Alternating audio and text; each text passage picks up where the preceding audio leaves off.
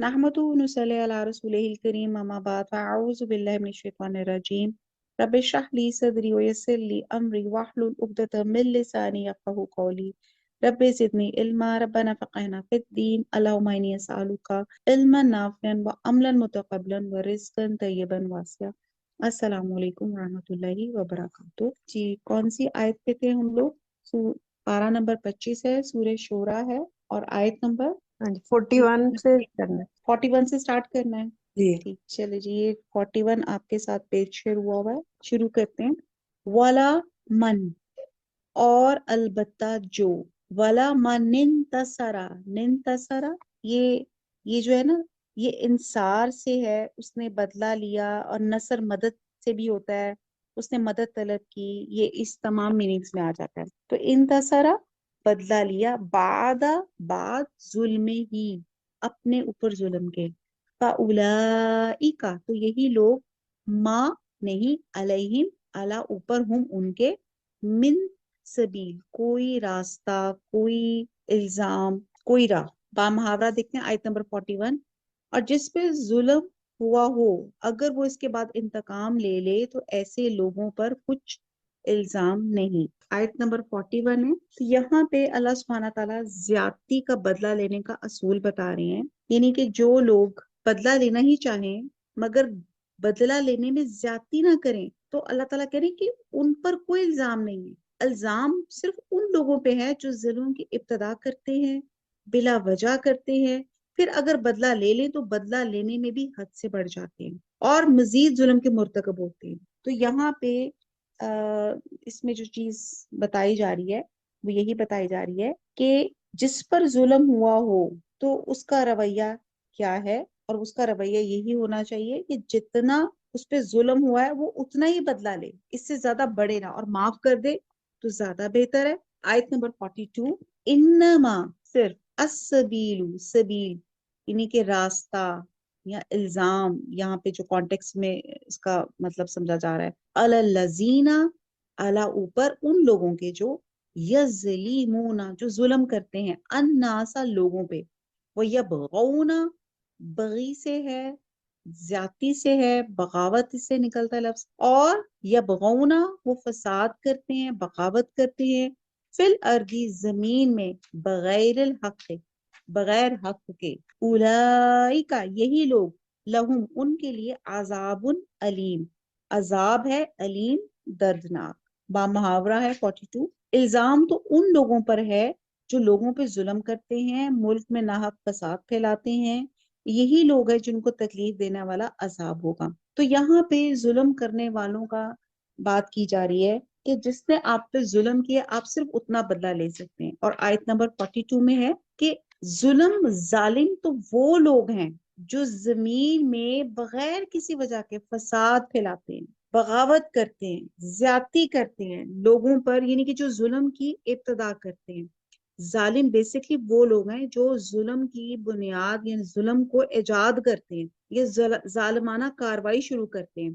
तो अल्लाह सुब्हाना ताला कह रहे हैं कि ऐसे ही लोग दरअसल फसादी हैं जिनका बदला अजाबुन अलीम, दर्दनाक अजाब है। आयत नंबर 43, वाला मन, और अलबत्ता जो, सबरा, जो सबर करे, वह गफरा, गुफराना यानी के मगफरत से है, और माफ कर दें, इन्ना, बेशक, जालिका, ये, लमिन, अलबत्ता से, अजमिल अमूर, हिम्मत के कामों में से है। बामुहावरा आयत नंबर 43। और जो सबर करें और कसूर माफ कर दें तो ये हिम्मत के काम है। अब यहाँ पे तीन लोगों की कैटेगरी बताई गई। एक वो जिन पे जुल्म हुआ, आयत नंबर 41 से लेके 43 तक, कि एक तो वो लोग हैं जिन पे जुल्म होता है, वो उतना ही बदला लेने की उनको इजाजत है जितना उनपे जिन पर जितना उनपे जुल्म हुआ। और दूसरी कैटेगरी वो है जिन्होंने जुल्म की शुरुआत की, जिन्होंने जुल्म की बुनियाद रखी, उनके लिए उनका बदला अल्लाह ताला बता रहे कि अजाबुन अलीम है। अब यहाँ पे आयत नंबर 43 में थर्ड कैटेगरी ऐसे लोगों की बताई जा रही है कि जो सबर कर रहे हैं और जो माफ कर देते हैं। और आप यकीन जाने कि ये सबर और माफ करना, ये बड़ा, जिसको लफ्ज है ना यहाँ पे, अजमिल अमूर, बड़े हिम्मत के कामों में से है। ये आम बंदा नहीं कर सकता। सबर यानी कि उसने तहम्मुल किया, बर्दाश्त किया, साबित कदम रहा, फॉरगो किया, یعنی کہ بدلے پہ قادر ہونے کے باوجود اگر انسان درگزر کر جاتا ہے تو بڑی ہمت کے کاموں میں سے ہے.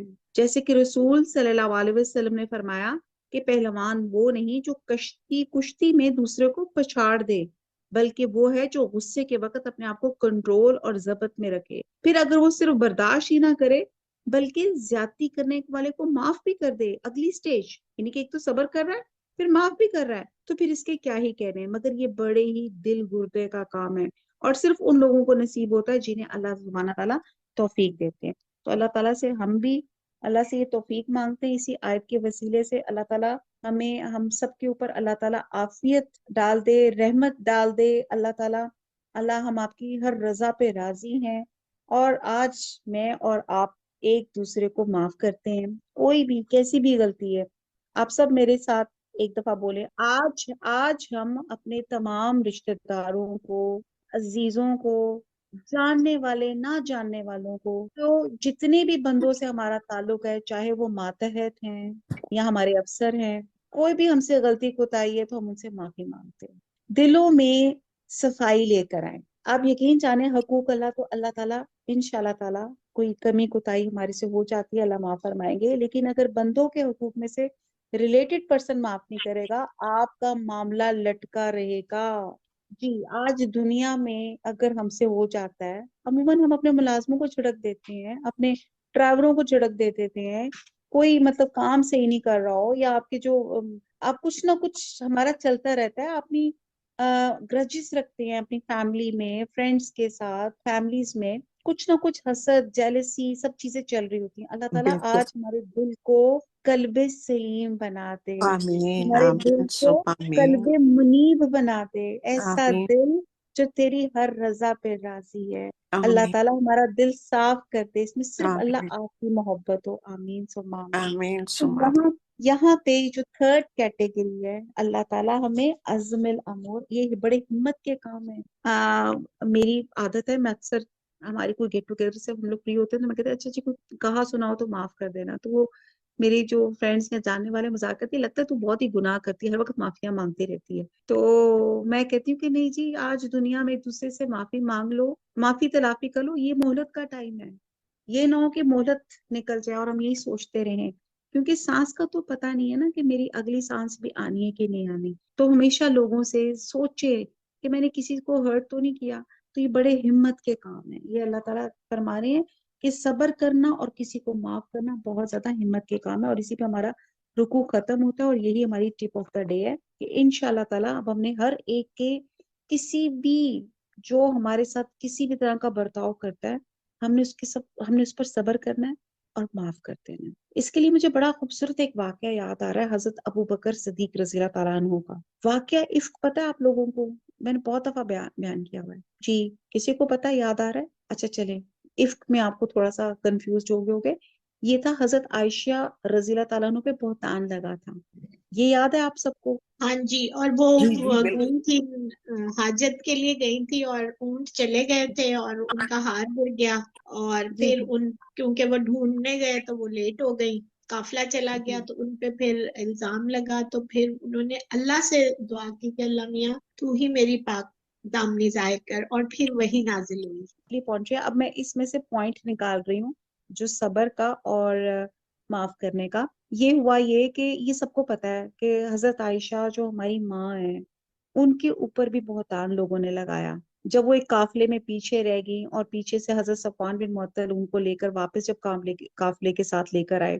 یہ ایک لانگ سٹوری شارٹ میں اگر کہہ دوں کہ جب ایک قافلے کے سفر میں تھے تب آپ ہلکی پھلکی تھی، آپ اٹھ کر ذرا اپنے رفع حاجت کے لیے گئیں تو پیچھے سے لوگوں نے اپنا وہ ان کا جو تھا ڈولی سی ہوتی تھی جو اونٹ کے اوپر رکھا کرتے تھے، انہوں نے وہ اٹھا کے دوبارہ سے فکس کی اور وہ چل پڑے. ان کو لگا ہی نہیں کہ حضرت عائشہ رضی اللہ تعالیٰ موجود نہیں ہے. حضرت عائشہ جب واپس آئیں تو دیکھا تو سارا قافلہ جا چکا تھا. بڑی پریشان ہوئی، منہ سر لپیٹ کے وہی لیٹ گئی. پیچھے سے ایک ڈیوٹی ہوتی تھی کہ کچھ عرصے مطلب نا تھوڑے وقفے کے بعد ایک صحابی یا کسی کی ڈیوٹی ہوتی تھی، وہ بعد میں آ کے اس جگہ سے گزر کے جاتے تھے تاکہ کوئی چیز رہ گئی ہو یا کوئی چیز ہو تو وہ لیتے ہیں. تو حضرت صفوان بن معطل کی تھی، انہوں نے دیکھا تو حضرت عائشہ رضی اللہ تعالیٰ عنہ چادر لپیٹ کر لیٹی ہوئی تھی. تو آپ نے कुछ नहीं कहा, आपने ऊंट आगे रखा, उन्होंने कहा कि आप इस पे सवार हो जाएं, वो सवार हो गई और उसके बाद वो वापस अपने काफले के साथ जा मिले। और जिस पर लोगों ने बातें बना ली कि ये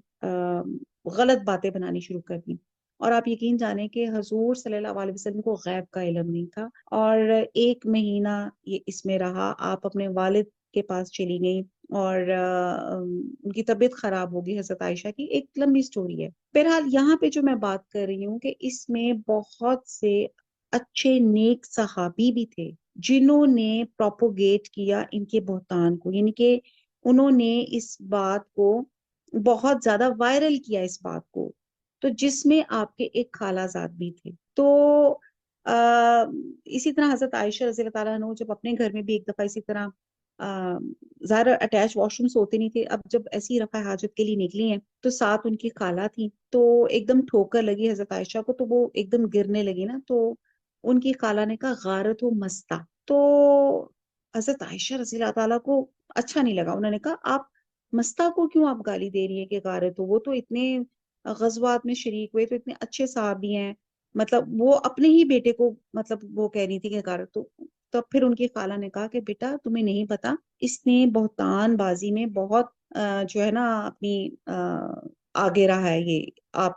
तो हजरत आयशा को तो पता ही नहीं था कि क्या बहतान, तब उनको पता चला कि इस तरह से उनके बारे में इतनी चहमगोइयां हो रही हैं। जब हजरत अबू बकर सिद्दीक को ये बात पता चली तो आपने अपनी उनकी जो खाला थी उनकी कफालत किया करते थे। तो आपने कसम खाई कि अब मैं, यानी कि ये इसका बेटा, यानी कि इनको मैं इनकी केयर टेकिंग कर रहा हूँ और ये इन्होंने मेरी ही बेटी को बदनाम किया।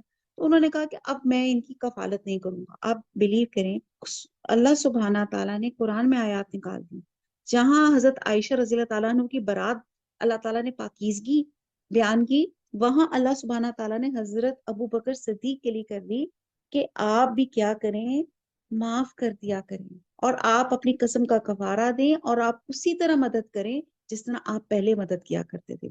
जिसपे हजरत अबू बकर सिद्दीक ने अपनी कसम का कफारा अदा किया। और फिर जो थी ना उनकी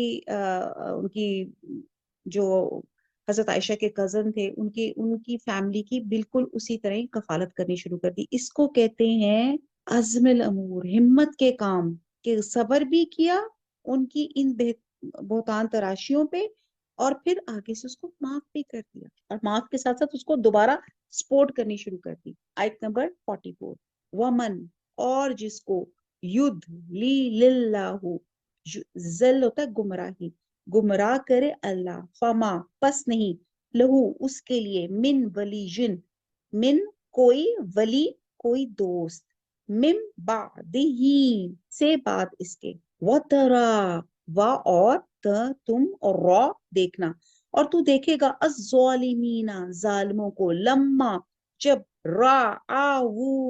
राआवुल अजाबा के रॉ जब वो देखेंगे अजाब, यकूलूना कौल से है वो कहेंगे, हल क्या, इला मुरद्दिन, इला तरफ, मुरद्दिन मुरद्द होता लौटना, मिन सबील कोई राह या कोई रास्ता है। आयत नंबर 44 बा मुहावरा, और जिस शख्स को अल्लाह गुमराह करे तो इसके बाद इसका कोई दोस्त नहीं। और तुम जालिमों को देखोगे जब वो दोज़ख का अजाब देखेंगे तो कहेंगे क्या दुनिया में वापस जाने की कोई सबील है, कोई रास्ता है।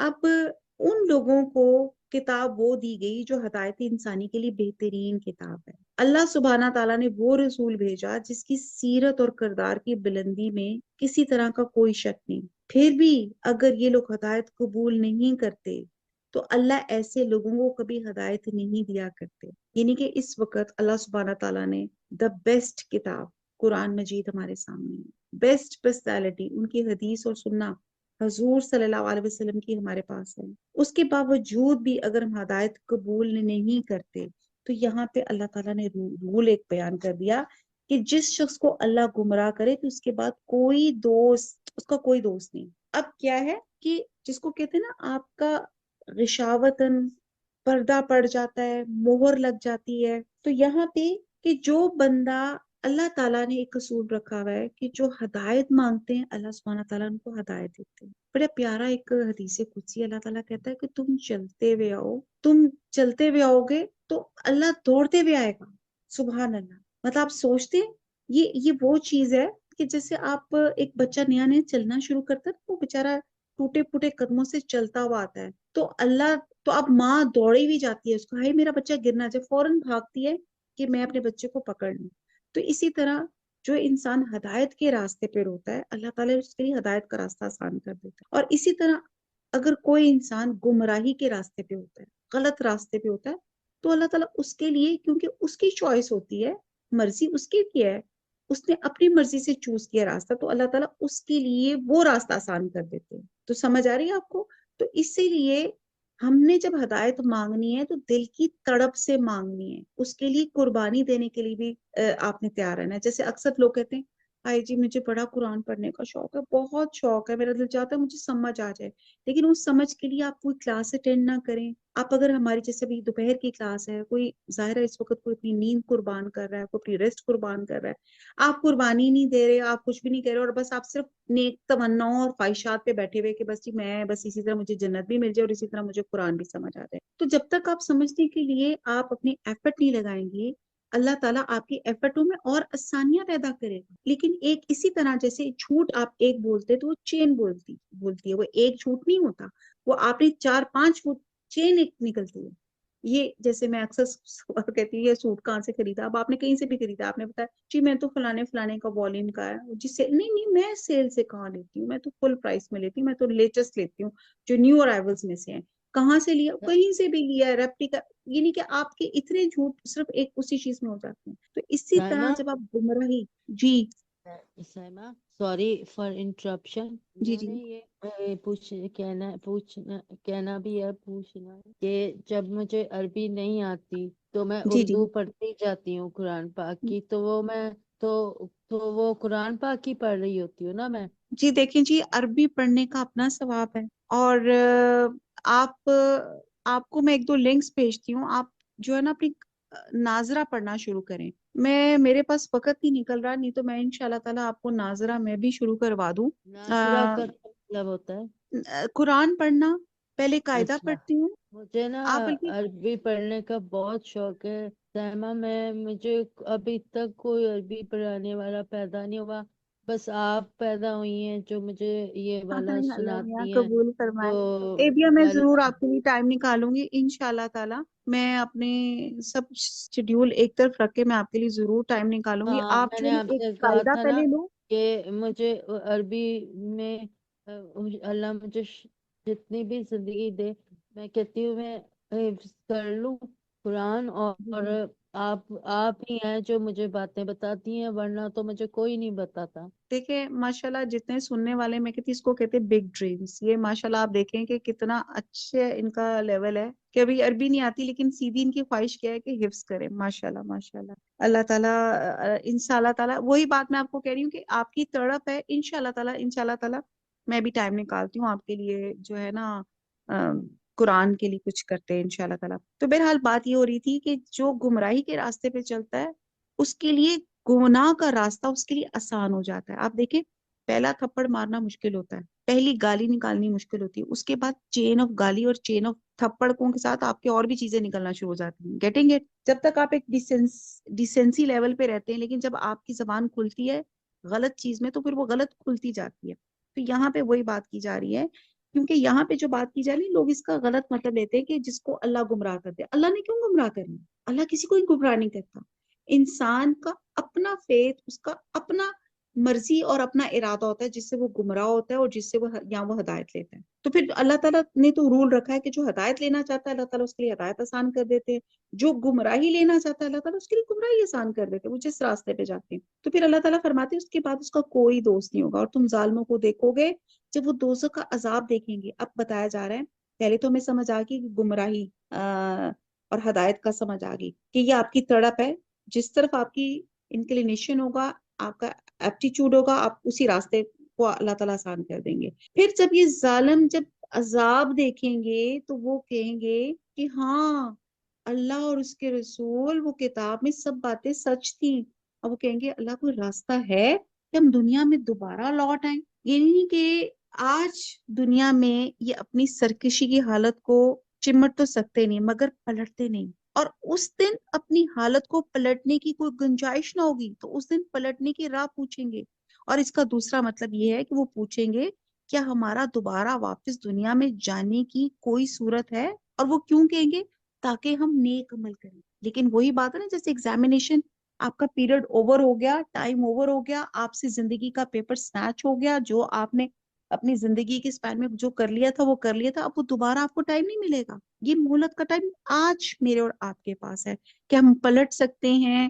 ابھی جیسے ہم لوگوں نے سب نے توبہ تو نصوح کرنے کی کوشش کی, ہم نے لوگوں سے معافیاں مانگی اور سب کو معاف کر کے دل صاف کیا. ہم اس طرح زندگی میں آنا چاہتے ہیں کہ کوئی ہمارے اوپر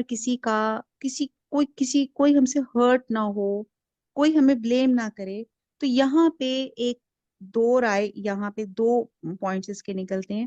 ایک تو وہ یہ کہتے ہیں کہ جب یہ اتنی دوزخ کا عذاب دیکھیں گے نا تو وہ کہیں گے کہ دنیا میں تو نہیں پلٹ رہے, حالانکہ قرآن میں سب چیزیں بتائے گی, ہم سب کو آخرت کا بتایا گیا کہ یہ ہمارا انجام ہوگا, لیکن تب وہ سیریس نہیں ہو رہے تھے. لیکن جب وہ حالات, وہ اس عذاب والے دن کو دیکھیں گے تو اس دن کہیں گے کہ میرے کو پلٹنے کی گنجائش ہے. اور ایک اس کا مراد یہ بھی ہے کہ کچھ لوگ واقعی دل سے کہیں گے کہ پلٹ جائیں تاکہ ہم اس دنیا میں دوبارہ نیک عمل کر کے واپس آئیں, لیکن اب اٹس ناٹ پاسبل. وما علینا الا البلاغ سبحانک اللہم وبحمدک نشہد ان لا الہ الا انت نستغفرک ونتوب الیک. والسلام علیکم ورحمۃ اللہ وبرکاتہ.